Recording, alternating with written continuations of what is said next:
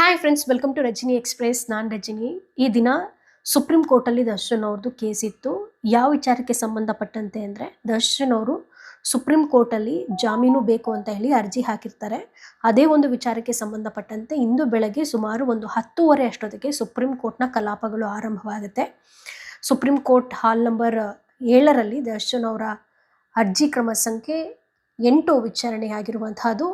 ಇದೇ ಒಂದು ಸಂದರ್ಭದಲ್ಲಿ ನ್ಯಾಯಮೂರ್ತಿಗಳಾದಂತಹ JP ಪರ್ದಿಲಾ ಮತ್ತು ವಿಜಯ್ ಬಿಶೋನ್ ಪೀಠದಲ್ಲಿ ಈ ಒಂದು ಅರ್ಜಿ ವಿಚಾರಣೆ ನಡೆಯುತ್ತೆ. ಆ ಒಂದು ಸಂದರ್ಭದಲ್ಲಿ ದರ್ಶನ್ ಅವರ ಪರ ಹಿರಿಯ ವಕೀಲರಾದಂತಹ ಮುಕುಲ್ ರೋಹ್ಟಗಿ ಅವರು ವಾದನ ಮಂಡನೆ ಮಾಡೋಕ್ಕೆ ಸ್ಟಾರ್ಟ್ ಮಾಡ್ತಾರೆ. ದರ್ಶನ್ ಅವರು 1 ವರ್ಷ ಜೈಲಲ್ಲಿ ಇದ್ದಾರೆ. ಜೈಲು ಅಧಿಕಾರಿಗಳು ಮೂಲಭೂತ ಸವಲತ್ತು ಕೂಡ ಕೊಡ್ತಾ ಇಲ್ಲ ಅಂತ ಹೇಳಿದ್ದಾರೆ. ಈ ಒಂದು ಸಂದರ್ಭದಲ್ಲಿ ರಾಜ್ಯ ಸರ್ಕಾರಕ್ಕೆ ಸುಪ್ರೀಂ ಕೋರ್ಟ್ ನೋಟಿಸನ್ನು ನೀಡಿದೆ. 57ನೇ CCH ಕೋರ್ಟ್ನಿಂದ ವರದಿಯನ್ನು ಕೇಳಿದೆ. ದರ್ಶನ್ ಅವರ ಕೇಸ್ ಪ್ರಗತಿ ಆ ಬಗ್ಗೆ ವರದಿಯನ್ನು ಕೇಳಿದೆ. ಇದುವರೆಗೂ ಎಷ್ಟು ಸಾಕ್ಷಿಗಳ ವಿಚಾರಣೆ ನಡೆದಿದೆ, ಇನ್ನು ಎಷ್ಟು ಸಾಕ್ಷಿಗಳ ವಿಚಾರಣೆ ಬಾಕಿ ಉಳ್ಕೊಂಡಿದೆ ಅನ್ನೋದಕ್ಕೆ ಸಂಬಂಧಪಟ್ಟಂತೆ ವಿವರ ನೀಡಬೇಕು ಅಂತ ಕೇಳಿದೆ. ಆಮೇಲೆ ಈ ಒಂದು ಸಾಕ್ಷಿ ವಿಚಾರಣೆ ಮುಗಿಲಿಕ್ಕೆ ಇನ್ನು ಎಷ್ಟು ಸಮಯ ಬೇಕಾಗ್ಬೋದು ನಿಮಗೆ ಅನ್ನೋದ್ರೂ ವರದಿ ಬೇಕು ಅಂತ ಕೇಳಿದೆ.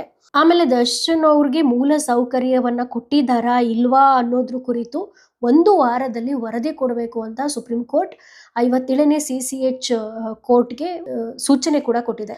ಯಾಕಂದರೆ ರೋಹ್ಟಗಿ ಅವರು ವಾದ ಮಂಡಿಸುವಂತಹ ಸಂದರ್ಭದಲ್ಲಿ ಸಾಮಾನ್ಯ ಆರೋಪಿಗೆ ದೊರಕುವಂತಹ ಸೌಲಭ್ಯವೂ ಕೂಡ ದರ್ಶನ್ ಅವ್ರಿಗೆ ಸಿಗ್ತಾ ಇಲ್ಲ. ದರ್ಶನ್ ಅವರನ್ನು ಕ್ವಾರಂಟೈನ್ ಸೆಲ್ಲಲ್ಲಿ ಇಟ್ಟಿದ್ದಾರೆ.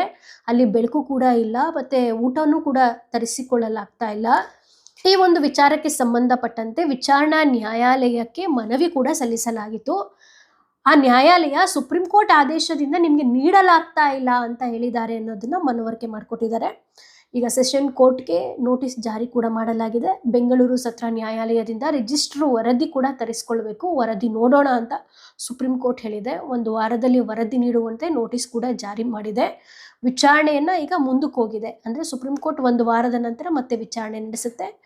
ಈಗ ಒಂದಷ್ಟು ವರದಿ ಕೇಳಿದಾರಲ್ಲ, ಆ ವರದಿ ಎಲ್ಲ ತರಿಸ್ಕೊಂಡು ವೆರಿಫಿಕೇಷನ್ ಮಾಡ್ತಾರೆ. ಅದಾದಮೇಲೆ ಕೋರ್ಟ್ಗೆ ಏನು ಅನಿಸುತ್ತೋ ಅದನ್ನು ಹೇಳ್ತಾರೆ. ಸೊ ಅಲ್ಲಿವರೆಗೂ ಕಾಯಬೇಕು. ಎನಿವೇ, ಇದಾಯಿತು ಈ ಕ್ಷಣದ ಅಪ್ಡೇಟ್ಸ್. ಈ ಕುರಿತು ನಿಮ್ಮ ಅನಿಸಿಕೆ ಅಭಿಪ್ರಾಯಗಳನ್ನ ಮಿಸ್ ಮಾಡ್ತಾ ಕಮೆಂಟ್ ಬಾಕ್ಸಲ್ಲಿ ಕಮೆಂಟ್ ಮಾಡಿ ತಿಳಿಸಿ. ವಿಡಿಯೋ ಇಷ್ಟ ಆದರೆ ಲೈಕ್ ಮಾಡಿ, ಮ್ಯಾಕ್ಸಿಮಮ್ ಶೇರ್ ಮಾಡಿ. ಧನ್ಯವಾದಗಳು.